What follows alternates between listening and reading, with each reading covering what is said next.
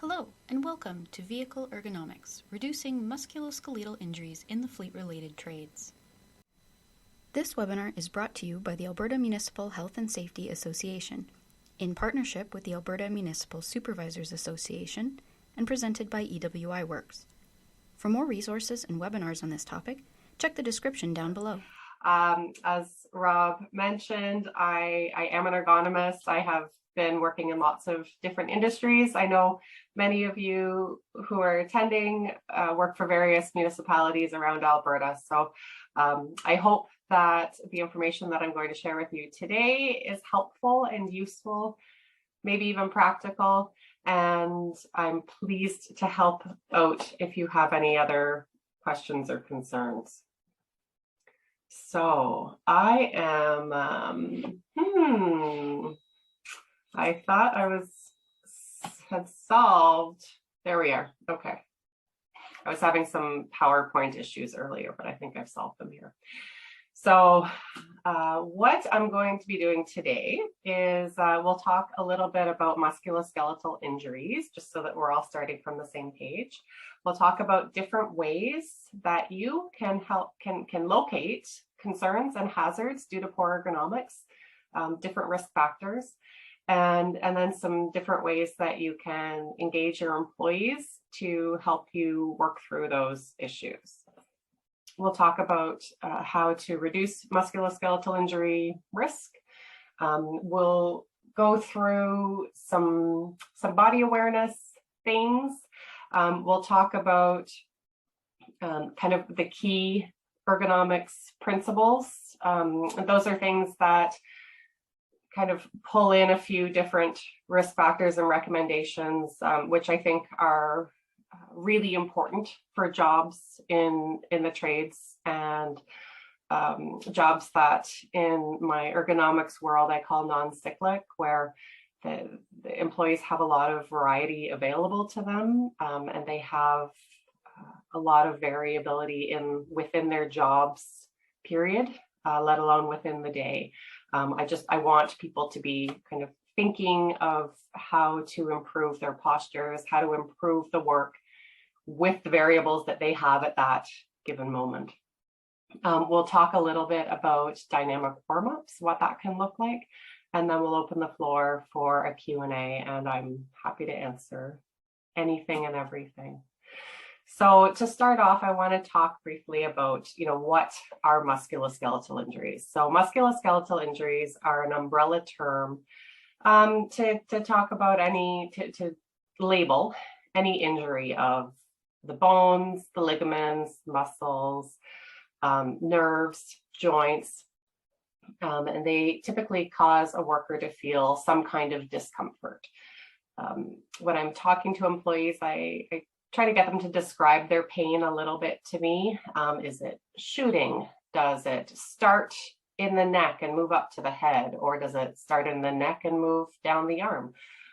Those are all different patterns that help me kind of relate different risk factors to what the employee is actually experiencing. One of the things that I just want to highlight is that musculoskeletal injuries is the term that I use. Other places call them musculoskeletal disorders. And there's so many injuries that fall within that umbrella.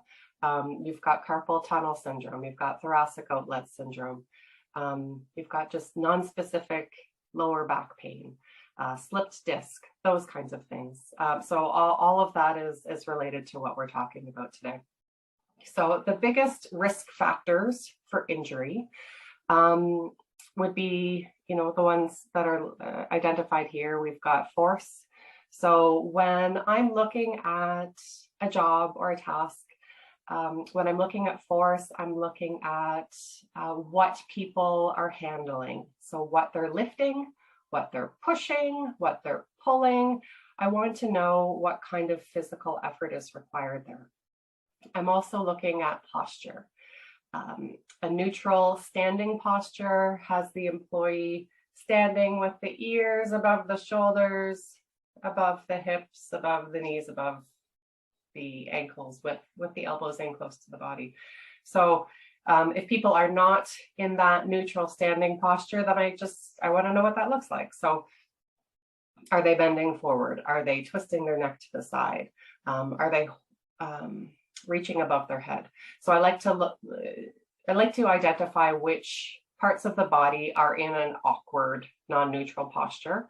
And then once I can see that, sometimes I take out a stopwatch. Sometimes I just, count in my head. Sometimes I kind of look at the time and see what time a task starts and what time it ends, because I like to establish a duration for how long that awkward body posture is being held, or how often somebody is going in and out of it, what that repetition looks like, which leads into the next risk factor, repetition and duration. So what kind of variety people have in their jobs. There's some other risk factors that influence these three risk factors that I just talked about: force, repetition, and posture. So that's something like contact stress. So we see contact stress in a few different ways, and it's important to recognize, because sometimes contact stress hides itself, and we might see an awkward posture, and then we kind of go back and figure out that, oh, that awkward posture is a response to the employee avoiding some contact pressure. So they might be working with their wrists over a hard edge, so that they can control their machinery. And that might be causing some discomfort on the underside of their forearms. So then they elevate their shoulders a little bit more, just to avoid that contact pressure. So then somebody like me learns that if we reduce that contact pressure, we'll be able to optimize that shoulder posture. So contact stress is something that's really important to take a look at. Vibration, whole body vibration, hand-arm vibration, jarring, so repeated force. Those are things that can influence the other risk factors. Same with working in cold temperatures or working in hot temperatures. So if we're working in cold temperatures, our muscles our muscles are cold. So it's easier to, or they lead more so to an injury than warm muscles, which is why we like to warm up before we work. Working in hot temperatures, conversely, is not really a great thing either, because then we need to make sure that we're allowing time for employees to properly hydrate, so that they don't get too hot. And we can take a look at what kind of PPE that our employees are wearing that may be making them really hot, or that they might be wearing to keep them warm while they're working in really cold temperatures. That can change things. I remember I had a brainwave one day when I was watching somebody dig a hole, and I don't know, I think it was minus 45. And I went to take some notes, and I realized, oh, right, pens don't work in minus 45. So fortunately I had pencils, so we were all good there. Before I forget, I just want to highlight also the personal risk factors. So the personal risk factors are things that can influence injury that as an employer, we don't have as much control over, but we want to really encourage employees to take those things into consideration and to do their best. So those would be things like if you've been injured once before, the likelihood of becoming re-injured is pretty high. So if you know that you have hurt your shoulder, hurt your back, hurt your wrist once before, make sure you're really identifying hazards before you go into to complete a task, because you're at a higher risk for injury, because our bodies are really great at repairing themselves, but the tissue that does the repairing isn't as elastic as the original ligament, for example. So it breaks, it has a lower threshold for injury. Also things like, exercising regularly, it's important, because that our body has improved reaction times.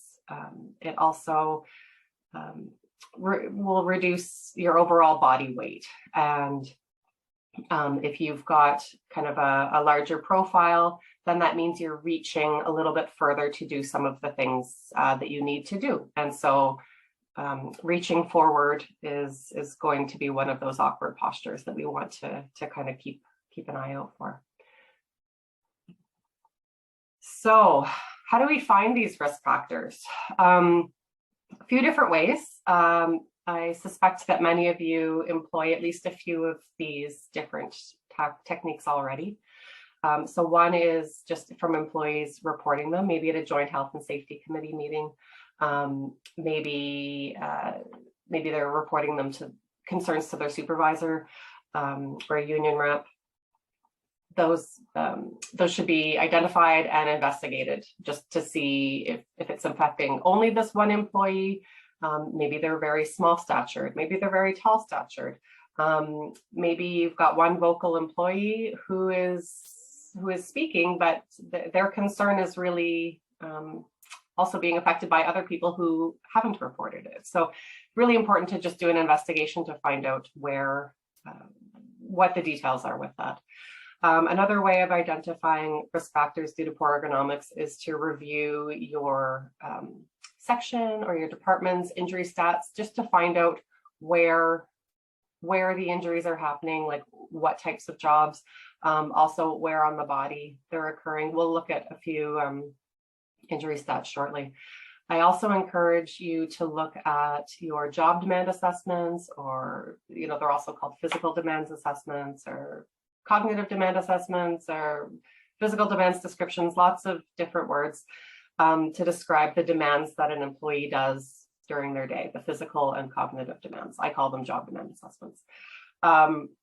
So taking a look over that will give you a really good picture of what the employee does on a typical day or an exceptional day.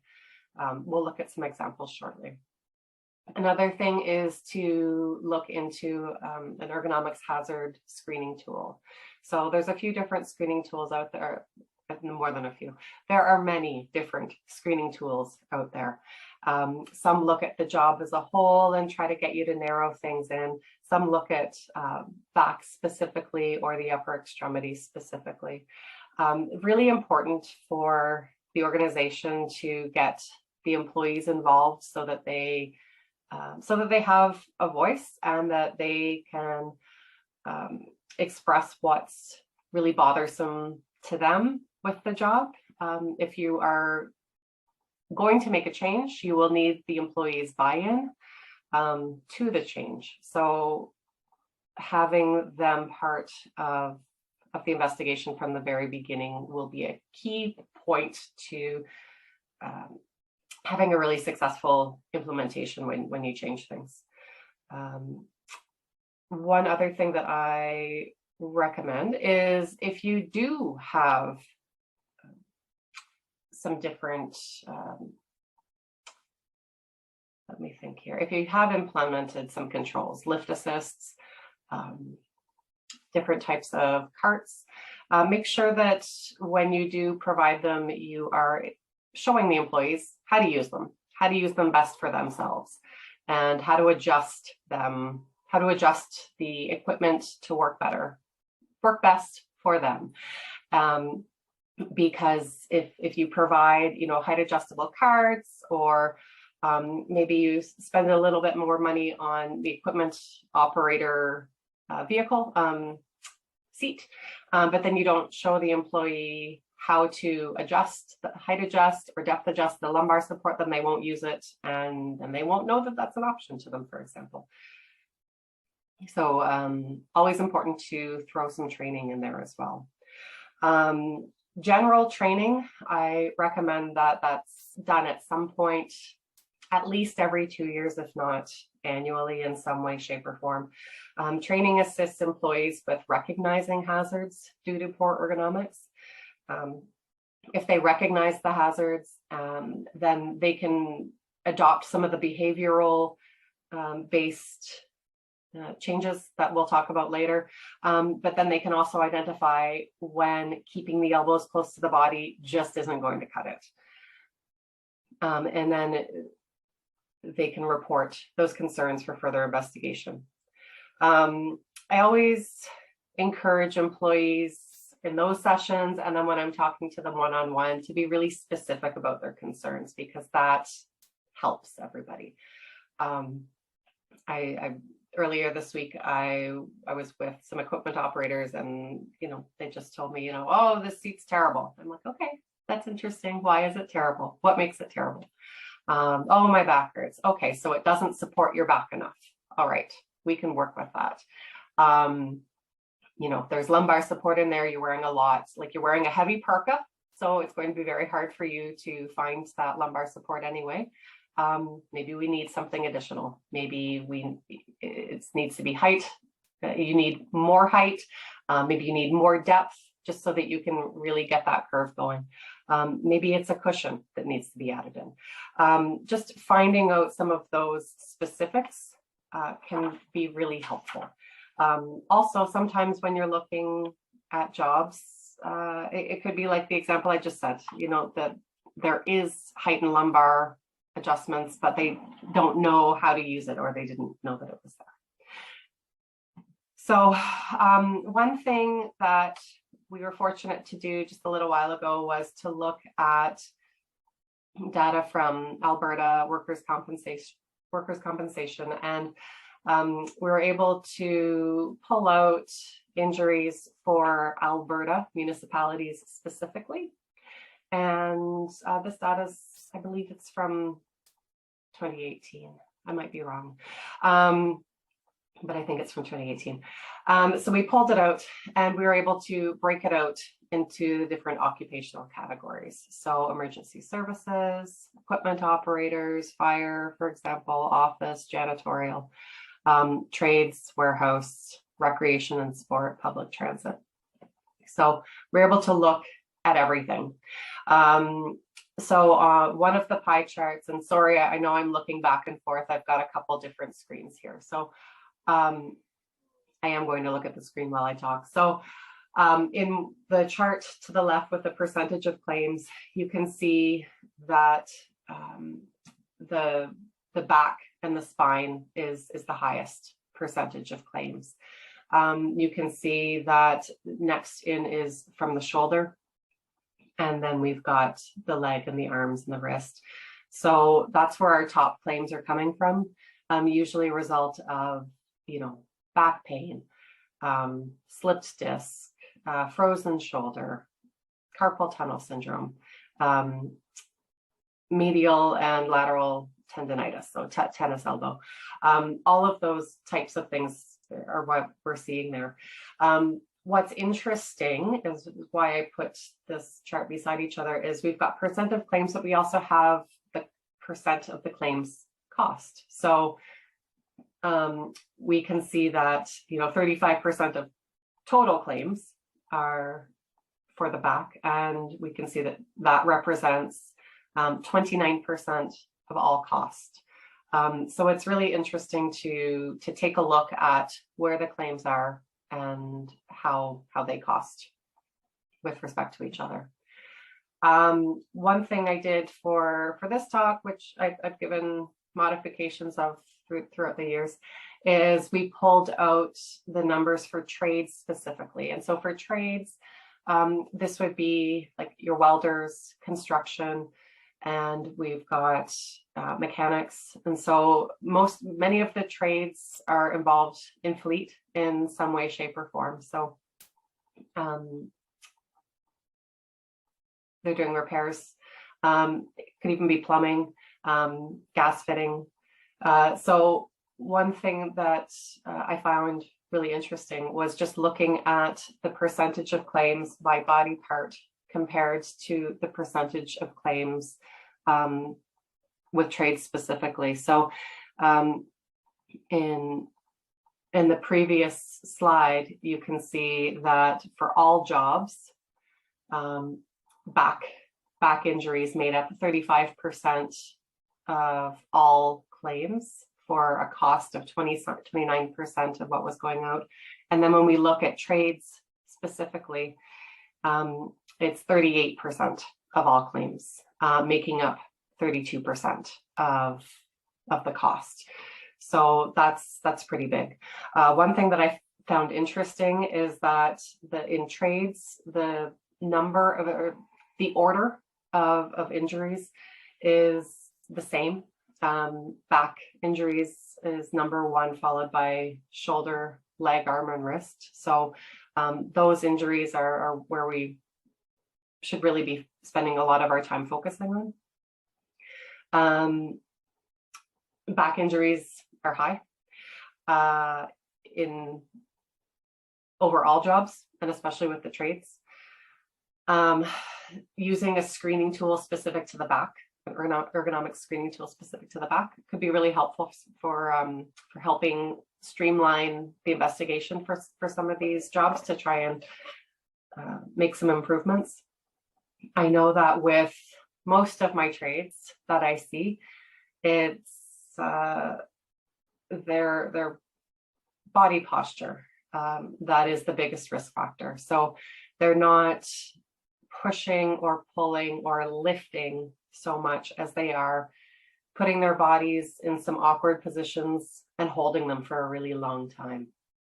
An electrician I was working with last week, for example, he was in a garage and just accessing some of the areas that he needs to get to in order to replace a fan, a heating fan, or replace some lights that are kind of off to the side. I'm pretty sure that the lights were installed before the building had been finished being built, and then everything else was kind of put around it. So just being able to access these parts is more than half the battle.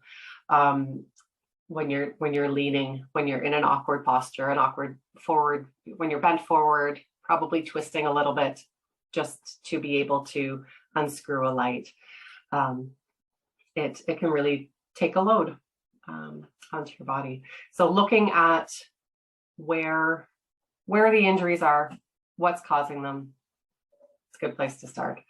So another way to screen jobs for hazards due to poor ergonomics is to look at the job demand assessments that you might already have. So I pulled this one out, this example. In Fleet, we do a lot with, construction, new construction. So we've got our construction laborer. They are doing a lot of physical work, a lot of digging. What are they doing? How are they doing it? JDA will look at, it'll provide you with the job title, maybe give you the shift schedule, what their time is. This one in particular, 8 hours, probably 5 days a week. I think most are about 10 hours, 4 days a week, plus overtime usually. And then we like to break jobs down into tasks and determine if they're essential or non-essential. And then we look at manual handling level.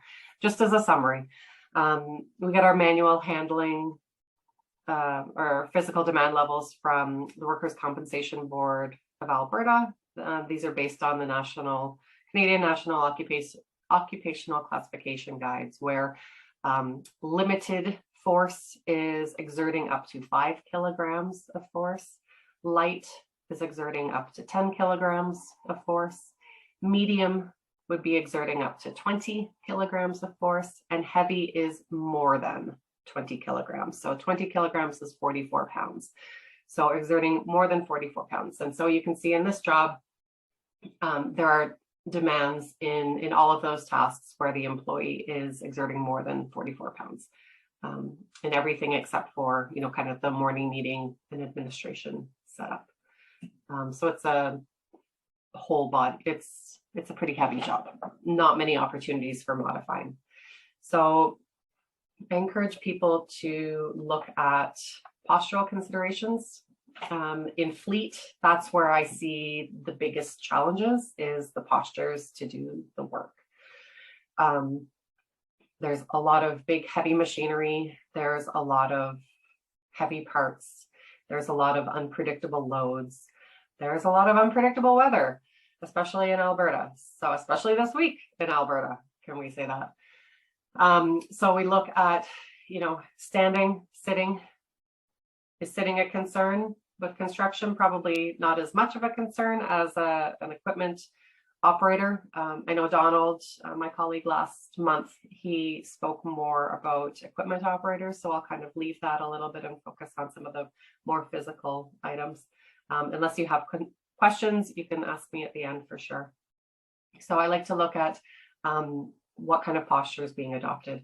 So maybe they're using a manual jackhammer and they're experiencing some whole body vibration. So finding out maybe that's contributing to some of the back discomfort. Maybe it's something that you can get an attachment onto a skid steer or something else, just to kind of reduce the employee's exposure. When we look at back postures, what types of back postures are required and for how long? When you're going through your screening tool, you can look at this. Another thing to remember with all body parts, all of our body parts have a weight associated with them. The back, our trunk takes up a really big part of our body. So it's not a huge surprise that there are so many back injuries, because the back does take up quite a bit of our body. But remember that when the employee is bending over, maybe it's to tie their boots. Maybe it's because they're shoveling. Maybe they're shoveling not very heavy load. Maybe they're shoveling a really wet load, like the dump that we had 2 weeks ago. But regardless, if there's a back bend, then that employee is in a non-neutral posture. And so their lower back, which is trying to keep their body from falling over while they're bent over, it's working really hard to maintain that back posture, that awkward back posture. Our trunk has a weight. So even if the employee is not holding a weight, the back is still working pretty hard because they're supporting the weight of the person. So keep that hidden load in mind always, especially with back bending. And we want to look at what's contributing it, and then how can we eliminate it. And if we can't eliminate it, then we want to just reduce that exposure. Look at back twisting. We look at prolonged neck positioning also. So a non-neutral neck posture could be looking downward, could be looking upward. Maybe it's a foreman who's watching the employees, and maybe the employees are up high. So, I mean, just trying to find different opportunities to make that neck a little bit more neutral. If you've got a lot of twisting, try and see if there's a way that you can optimize the twist so that people's necks aren't twisting so much. Want to look at upper extremity postures as well. What type of work has to be completed above shoulder height? Sometimes it just can't be avoided. So the work is where it is. Our job as safety professionals is to just minimize as many hazards as we can. So trying to identify what's required, when it's required. For example, maybe if, you know, and this is a practice that the electrician that who I was working with earlier this week, one thing he was doing was he's like, yeah, I've got quite a few lights to change over in this garage, lights and fans. And so he said, I'm working on my highest priority, and I'm getting a couple done every day. He could probably, he had lots of work orders to do, but he had some flexibility in his schedule that he can do some of the tasks with his hands overhead, and then he could work on some other activities that allowed him to keep his arms further down. So I love that. I was pretty happy about that.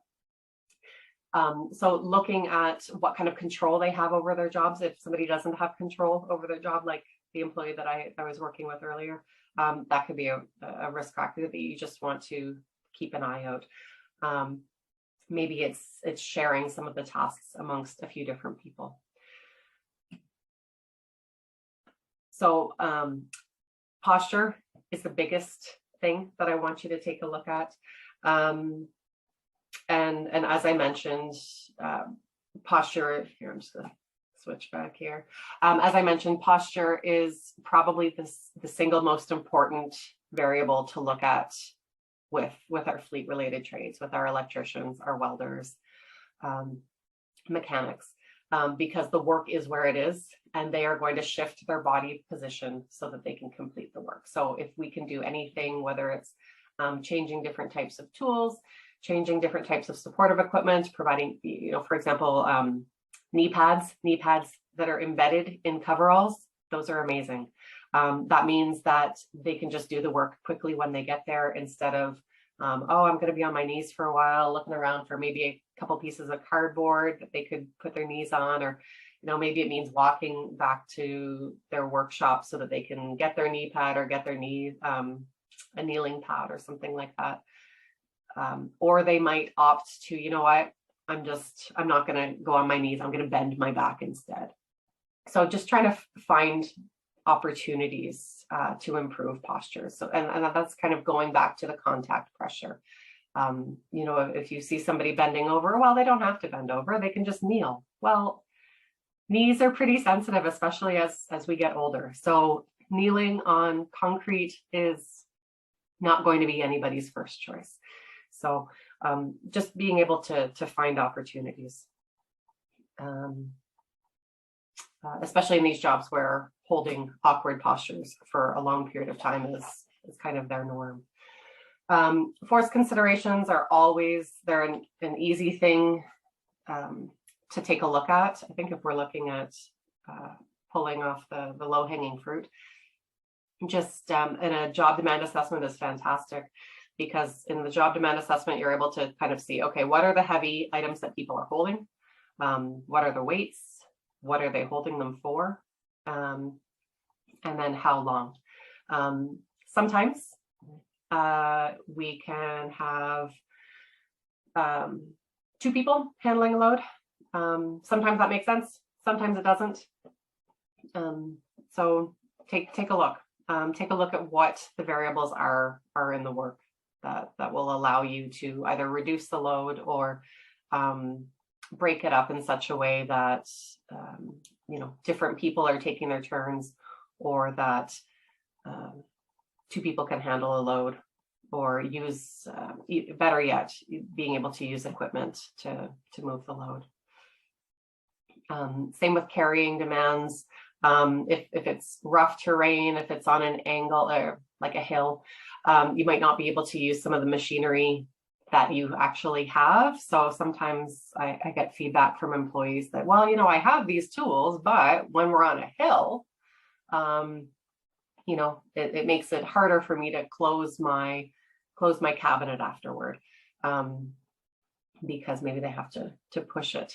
Some of those tool drawers on pickup trucks are just so heavy, so forceful to push, even if you're on a flat land.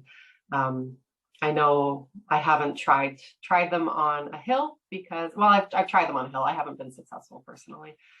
So it's always surprising when the employees have to do that. So different ways of reducing the risk is, once you find your risk factors, you want to train the employees to recognize those risk factors and to be able to minimize them as much as possible. So I encourage organizations to take advantage of the workers' experience and knowledge to recognize and assess the hazards, and to get employees involved in determining effective solutions to eliminate their exposure or just to reduce the exposure. We want workers reporting hazards. We want them reporting pain and discomfort. I want to hear about somebody's mild, dull pain that they get once in a while when they do a certain task. When I know about that, it makes it a little bit less urgent to try and fix things right away. And by less urgent, I mean frequently I hear about discomfort that people have been dealing with for many months, sometimes a few years, and then I hear about it because they're now off work, and it's very urgent. It's okay, we need to change something, and so I'm working with safety, and we're trying supervisors, and we're trying to see what can we change Maybe we need to order, a different piece of equipment. That piece of equipment's probably not going to show up within the week. So if I know about some discomfort that people are experiencing, then we can find a solution, and then we've got some delivery time for the fix, so that people aren't experiencing that discomfort for a very long period of time, and they're not getting worse. We want to keep costs down, and we want to keep, that cost to the employee down as well. And so by cost to the employee, I mean, when they're injured, they're injured. When they're at home, they're still in pain. I talk to lots of people who, with shoulder injuries, they have trouble washing their own hair. So it's not just work that's affected. And that's why I got into this role to begin with, because I wanted to help people all of the time. And work is where we spend a lot of our time. So I also encourage people to train their employees to use existing controls, if there are existing controls, and explain that they're not optional. This is how we use them, and this is why we brought them in, and this is why we want you to use it. I find sometimes I get resistance with lift assists. Sometimes people say, well, it's just faster if I move these wheels by hand to get them on and off the vehicle, or on and off the storage racks. I saw a lift assist the other day, which got me really excited because it had a double end effector on it. So it was able to hold 2 wheels at once instead of just one.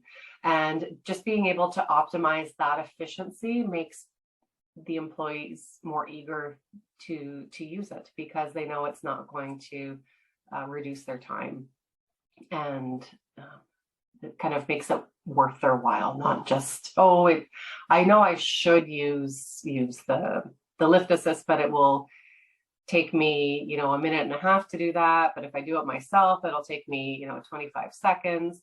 But if they're able to do a couple at once, then they're more keen to use it. And then just evaluating tools and equipment. Many trades, they know their tools. They know what tools are available to them.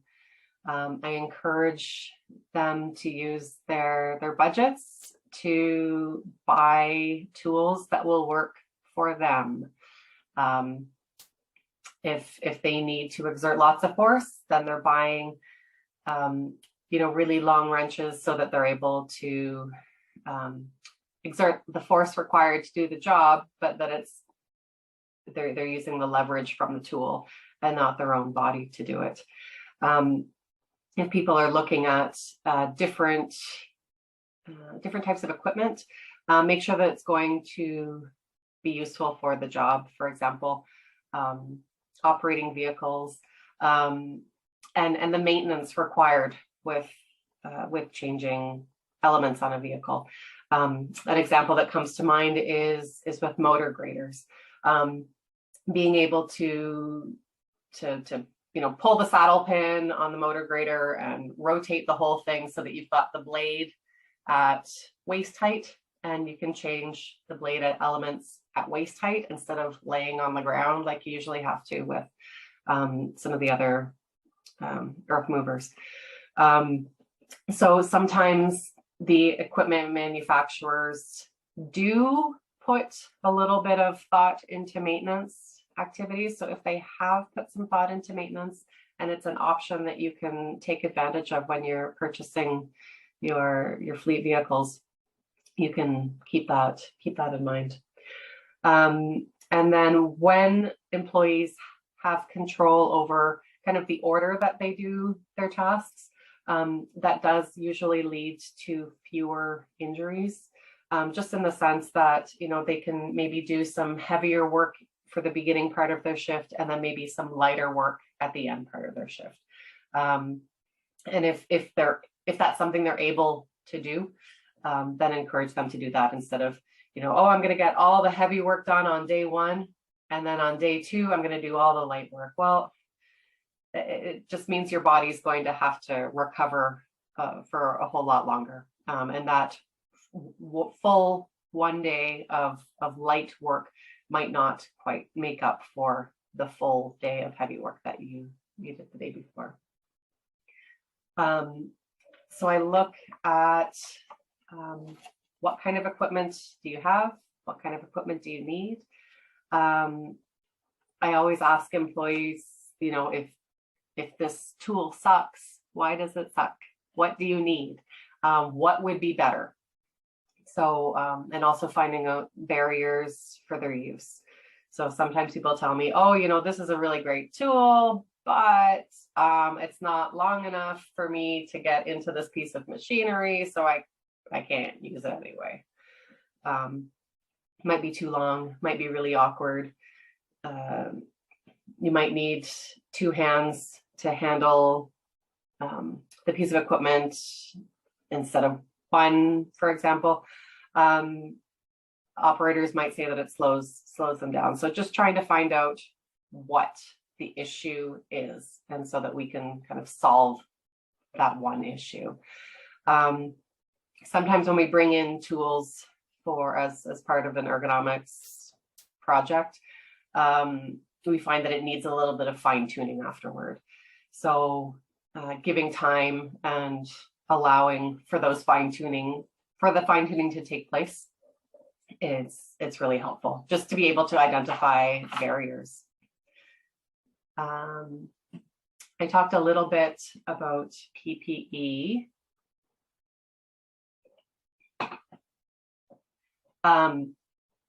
Sometimes PPE that you need for the work is one of the issues for some of the poor postures that we get into. So it might be that, you know, the bulky clothing, the bulky gloves are making it more forceful to do the technique. So maybe there's an opportunity to buy warmer gloves that are thinner. That might be something that helps.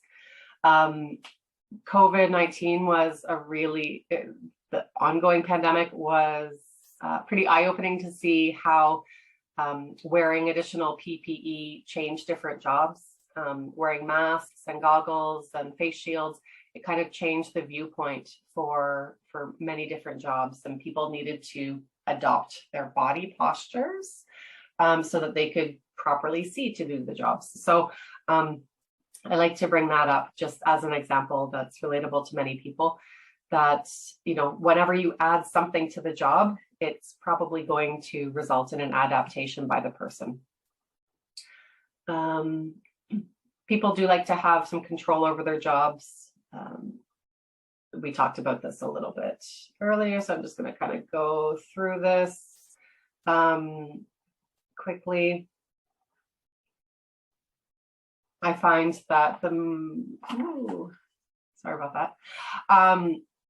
The best types of training is when you can get the employees involved, so that they can they know that they're being heard, that they know their specific concerns are going to be addressed, and that they can be tailored to the job.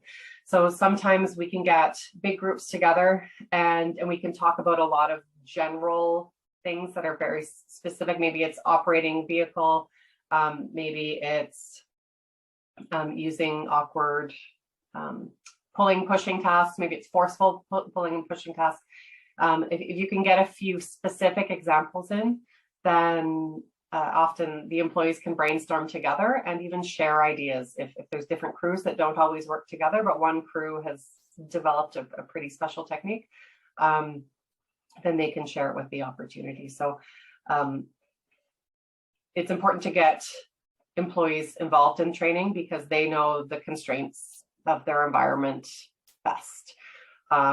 They know what it's like to loosen bolts under low lighting while they're squeezed in between a furnace and a wall. So I want the things I'm going to be talking about shortly are general training principles that I want employees to be thinking about and to keep coming back to, so that when they encounter unexpected or kind of awkward situations where they need to do their work, they're able to troubleshoot those exceptional tasks on their own. And practicing them helps prepare them to kind of do these alternative tasks in a controlled manner. So, excuse me. First thing I like to do is I like to start things off with a little bit of a warm-up. Some companies do a stretch before work. Sometimes they do a warm-up for work. Sometimes they combine it along with like safety talk in the meeting at the very beginning of the day. Some workplace I was in yesterday, they do safety meeting and warm-up at the very beginning of their shift, and then they're encouraged to do the same after lunch, and some of them do some stretches after they're all done. I loved it. I was so excited.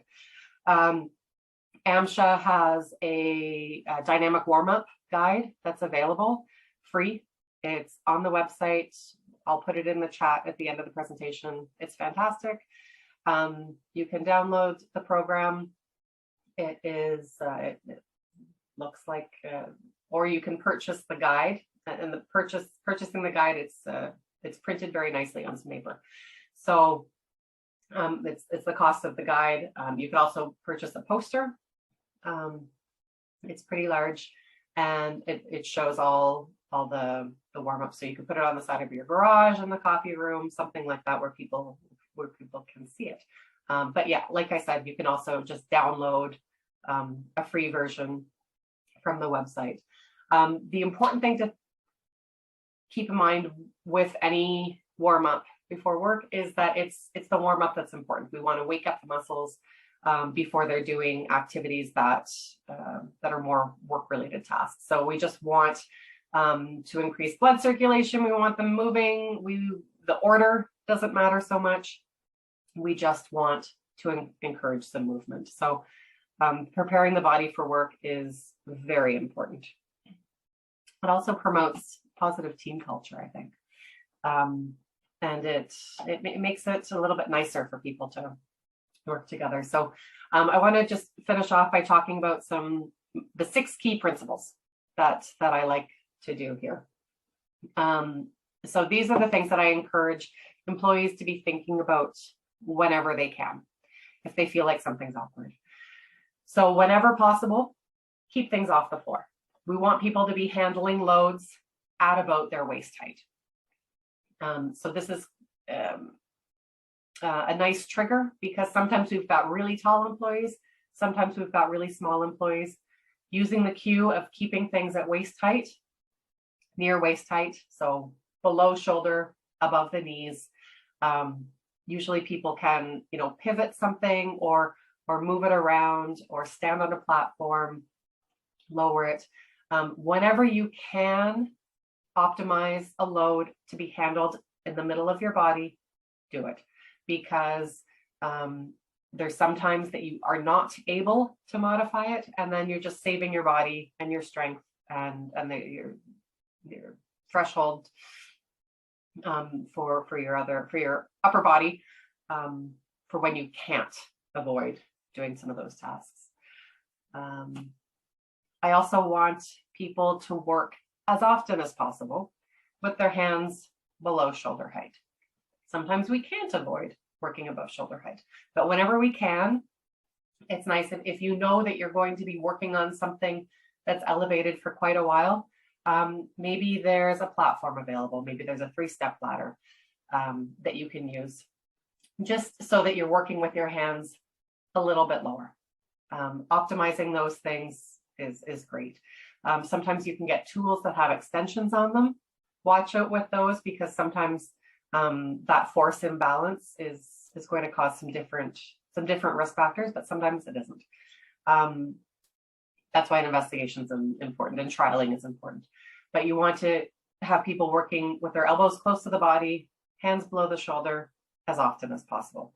Sometimes also you can use clamps or other devices to free up a hand, so that you can use maybe both hands instead of holding something with one hand and then doing the action, doing the work with one hand. Another way to reduce shoulder injuries is just to try to be able to keep those elbows close to your body as much as possible. So what you want is, if you're walking around and you're seeing some awkward postures, you might be seeing people shrugging the shoulders. You might be seeing them rounding their back. So those are some postures that you might want to take a look at and see why they're doing those things. Because what we really want is we want to keep it close. We want to keep everything close. So we want the elbows as close to the body as they can be. We want to arrange your workspace. They're working at a shop counter right here.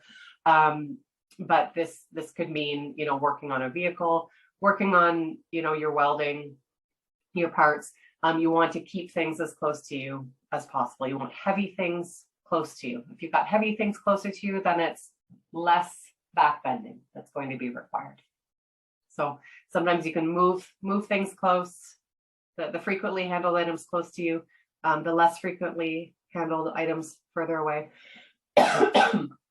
Right now, I want you to kind of sit or stand, whatever you're doing, with your elbows close to the body. So what you're doing here, this motion is that green. And then the orange, we've got the elbows further away. So this is kind of your reach envelope when you're putting your shoulders in an awkward posture. And then the red section has you're moving your back. So that is your reach envelope that's incorporating reaching with your arms and your back. So we want to be doing that minimally. So just so that you know where those colors kind of came into play. Always want to be reducing back injuries. So you want to be seeing why people are doing the things that they are. Maybe excuse me, maybe they're reaching over a trench and that's why there's a reach. Maybe they're reaching into a deep freeze. Could be, you don't want to tell somebody that they're doing something wrong because they're doing their job, because that's where the items are located. So try to maybe add pallets on top just to reduce that floor level reaching as much as you can. Bring in lift assists. Sometimes if there's lots of spools of wire, for example, you can put some broom handles in so that a couple people can move the spools of wire together a little bit easier. So look for the reasons why people are adopting some awkward postures and then try to reduce those awkward encounters. Looking straight ahead is important. We want to be able to see what we're doing for safety. And we also want to optimize neck postures as much as possible. So ideally, we want the things that we're working on to be right in front of us. So we can just move our eyes a little bit from side to side and up and down. You want to be able to see what you're doing when you're operating a vehicle. You want to be able to position your chair too. So, I'll go into some of the equipment operator examples that I was thinking of from Donald's presentation. Is if you've got somebody who's painting a line or plowing. And so they're looking down and to the side so that they can stay lined up. Having the ability to twist the body a little bit, just to, kind of minimize that neck twist so that you are bringing in a little bit of a back twist. So a slight back twist accompanied with a slight neck twist is going to be better for the neck than a really big neck twist, for example. I encourage sidestepping as much as possible. Sometimes if there's a lot of back twisting, then I try to figure out how we can move things apart to avoid the back twist and just get a few more steps in or bring something closer. if that's going to do the trick. Knee injuries come up often in our trades. I always encourage people to be moving things to them instead of adopting an awkward posture to get to the work. And one activity that's a nice cue for people to think about is having your knee above the ankle. Keeping our body weight in that straight line helps avoid some of the torquing that our knee would encounter, from slipping, dealing with unexpected loads, that type of thing. Keeping everything in alignment is really good. Sometimes it's positioning. Sometimes you need to just adopt a wider stance with your legs, just to be able to support something that you're handling. But just keeping your knees in alignment can reduce a lot of knee injuries as well. I encourage grips. So sometimes gloves can optimize grips. Sometimes they reduce grips. Sometimes tools have finger grooves on them. If the finger grooves fit your fingers, then it's going to be pretty great. If your fingers do not fit the grooves, it's going to cause some contact pressure. So just make sure you're buying the right tool for the job. If something's very small, you might want to add like some tennis tape or some other kind of gripping tape around it, just to add a little bit more cushion or to make something a little bit more comfortable. If we're able to have like a power grip, a strong power grip, that's better. We're using bigger muscles to do lighter work than using tiny little muscles to do hard work to hold things. So whenever we can use bigger handles, that's optimal, because then you're using bigger muscles. And last thing is we want to be able to rotate work. So rotate work within the person. Maybe you're changing up the task, with other people. Maybe it's like a job rotation. Maybe it's a task rotation. Maybe it's a job enlargement. Just make sure that you're able to encourage your employees to get some variety into their work. To allow muscles that have been working really hard a time to recover while other muscle groups are working hard. So that might look like doing a pretty back intensive task. So maybe unloading a pallet. They might do that for a few minutes and then they go over to another job, and maybe they're adopting a neutral back posture, which will give them some recovery from the bending that they were previously doing. And maybe it's some really wrist, hand, elbow intensive work. But if you're able to incorporate some variety, that's going to help muscle recovery. I always encourage people to keep in mind that something like job rotation should only be used when the tasks themselves are safe tasks to be doing. We don't want to bring job rotation in to deal with a heavy, dangerous task, because then instead of having, one person at risk for injury with this heavy, dangerous task, we're now exposing, all 10 of our employees, for example, to this heavy, dangerous task. We should just make that heavy, dangerous task moderate or light, so that people can do it safely. So to sum up, I encourage you to locate the risk factors, encourage your employees to help you locate the risk factors when they've been trained on the things that they should look at. Then that makes them more aware and they're able to bring those concerns to the forefront. And remember to involve your workers so that you can get some early adoption into your solutions, and that they will want to adopt your solutions. We need buy-in from the employees with all of our solutions.